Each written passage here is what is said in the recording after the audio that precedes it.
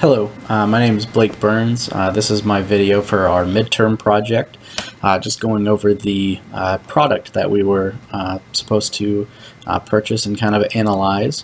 The product that I chose to analyze were Bluetooth wireless TV headphones made by Sennheiser.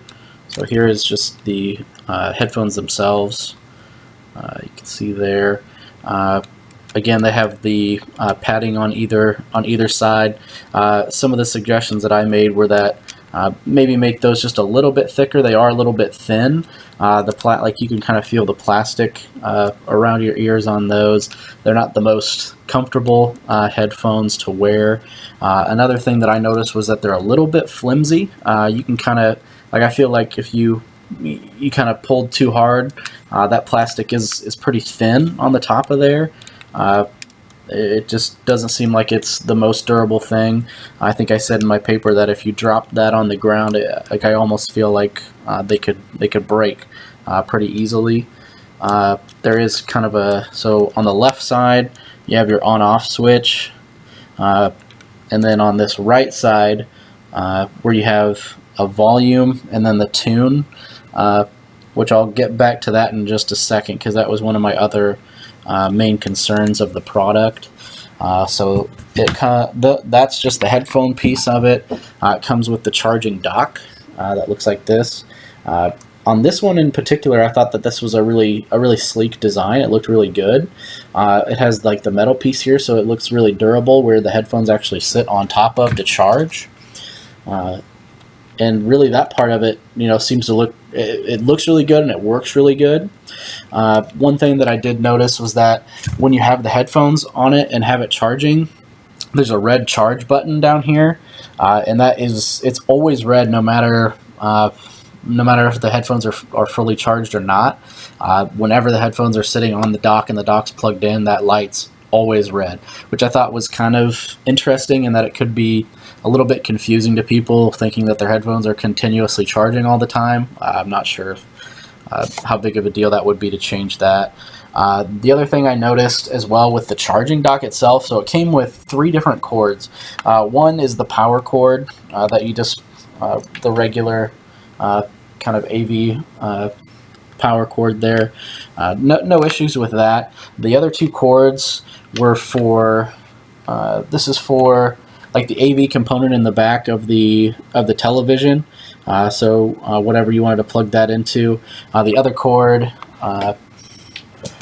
that cord can also be used for like a speaker and stuff like that. The other cord is just a regular audio in and audio out, so one goes in here, one goes in the television.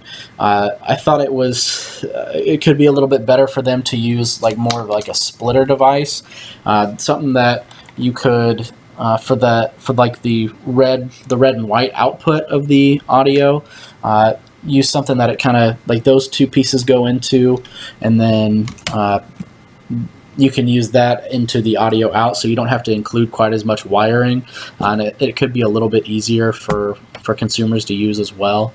The last kind of major thing that I had with it, I'll get back to the headphones here, again, has to deal with this, with the volume and the tune.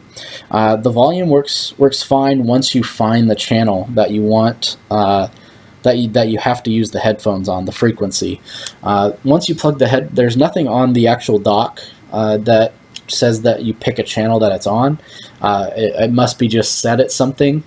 But once you turn the headphones on, while the charging dock is plugged into the television, you'll get a really loud static, kind of like a big static noise through the headphones until you find that right frequency, and then you'll finally be able to hear whatever is coming out of the television audio, whatever audio is coming out of the television.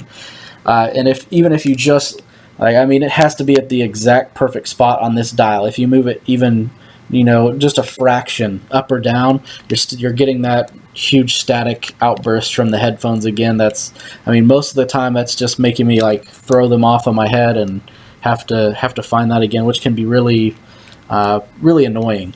Kind of the main, that was kind of my biggest concern with the headphones. The biggest design change that I would definitely implement would be something that would make the pairing process of the headphones to the charging dock a lot easier.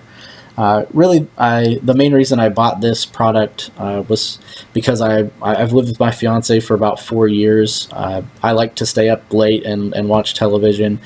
She hates sleeping with the TV on, no noise or anything like that. So it was something that she had really been pushing me to do for a while. So it was something that I definitely wanted to try out. I got the headphones from Groupon.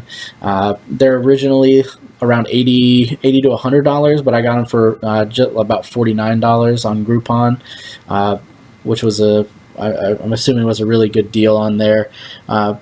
Kind of the suggestions that I made on the headphones, I don't think it wouldn't increase the profit for it, because I would recommend using more some better materials, more durable materials, and then again some sort of different component that helps the pairing process of the headphones. So overall, I wouldn't see like an increase on each pair of headphones in profit, but overall I feel like customer satisfaction would be better, so you would end up selling more headphones in turn. Overall, it's not a bad product by any means. It's something that I have used and used successfully for a few nights now. Again, I would just make a few tweaks in the design. Honestly, I love having the wireless headphones because it's nice to not have the sound and everything around. Like I just have the headphones on, but I would honestly maybe invest in a more expensive pair that kind of meets my more basic requirements for it. Again, it's not a bad product, but there are a few changes that I would make to make it an even better product. All right. Thank you. That's the end of my presentation.